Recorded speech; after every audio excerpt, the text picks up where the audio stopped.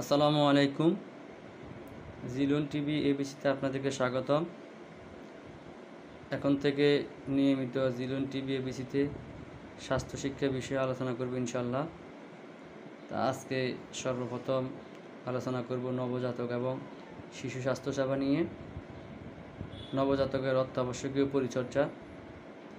জন্মের পর থেকে 28 দিন পর্যন্ত শিশুকে নবজাতক বলা হয়। এই সময়টুকু শিশুর জন্য খুবই গুরুত্বপূর্ণ, কারণ এ সময় তাদের সুস্থভাবে বেঁচে থাকার জন্য বিশেষ কিছু যত্নের প্রয়োজন হয়।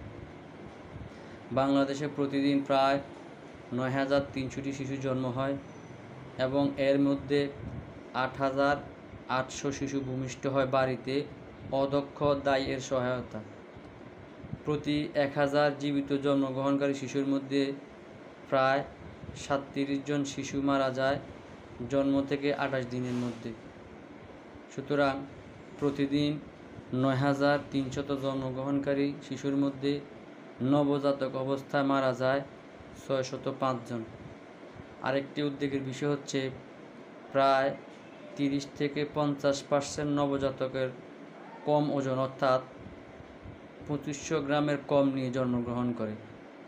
নবজাতকের মৃত্যুর একটি প্রধান কারণ কম জন্ম ওজন।